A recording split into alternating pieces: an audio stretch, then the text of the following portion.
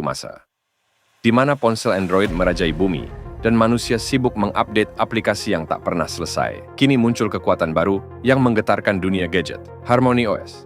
Tenang, ini bukan sequel Avengers, tapi kalau kamu pengguna Android garis keras, mungkin ini saatnya kamu duduk, minum teh, dan berpikir ulang soal pilihan hidupmu. Mari kita mulai dari awal. Android itu ibarat anak gaul yang dulu datang dengan gaya bebas, open source, dan bisa dioprek sesuka hati. Mau jadi Iron Man versi lokal? Pasang custom ROM. Mau tampilan seperti iPhone? Tinggal install launcher. Android itu fleksibel, saking fleksibelnya kadang malah bikin pusing. Bayangkan, satu sistem operasi, tapi tiap merek punya versi sendiri. Ada Android murni, Android yang dimodifikasi, Android yang dibumbui UI khas pabrikan. Dan yang paling ekstrim, Android rasa iOS. Kamu yang install iLauncher pasti tahu kan, ngaku aja deh lo.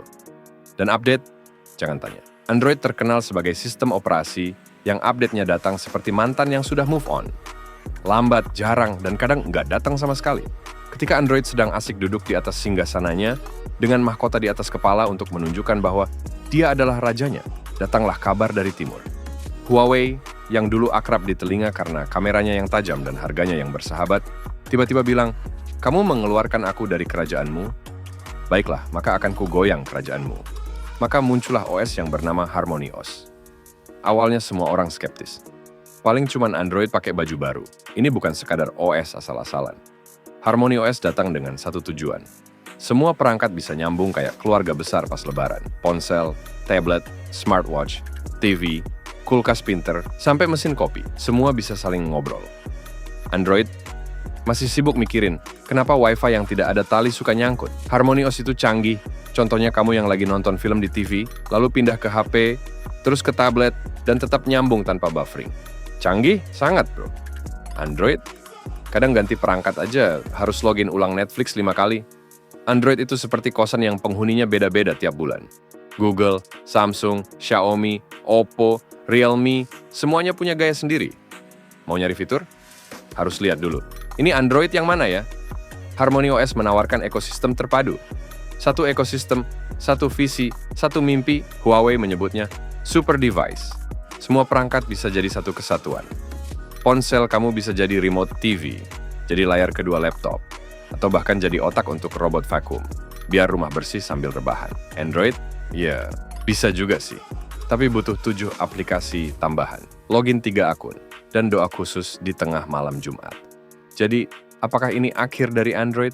Belum tentu. Android masih besar, masih kuat, dan masih punya komunitas developer sebanyak penduduk satu negara kecil. Tapi kalau Google lengah, Harmony OS bisa mencuri hati pasar.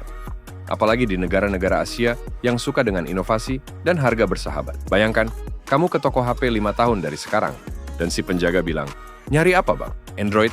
Ada bang, tapi biasanya buat orang tua. Sekarang anak muda pakai Harmony OS. Android akan tetap hidup.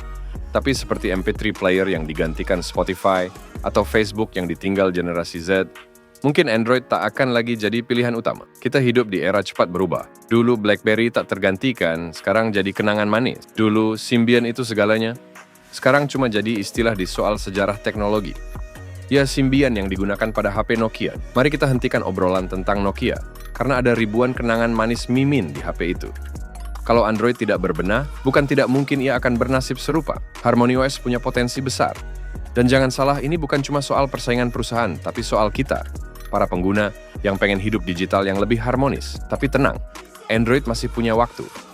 Dan siapa tahu nanti malah ada OS baru bernama Santuy OS, yang update-nya selalu tepat waktu, tidak boros baterai, dan bisa ngingetin kamu buat balas chat gebetan tepat waktu. Sampai saat itu datang, ayo kita nikmati pertempuran ini. Dengan popcorn dan kuota yang cukup, biar kamu tidak ketinggalan info. Ini bukan isu belaka, beberapa brand HP Cina mulai mempertimbangkan, bahkan diam-diam menguji Harmony OS di perangkat mereka. Di tengah tekanan geopolitik, ketergantungan pada Android milik Amerika Serikat menjadi masalah strategis, dan Harmony OS hadir sebagai jalan keluar ala Tiongkok. Bahkan si Xiaomi telah mulai mengembangkan sistem operasi sendiri yang diberi nama HyperOS 3. Terdengar sangat ganas bukan, seperti mantan lo itu. Si Xiaomi mengklaim OS ini sebagai pondasi yang kuat untuk ekosistem yang lebih independen dari Google. Dan jika seandainya rumor ini benar, maka industri smartphone global bisa mengalami perubahan besar.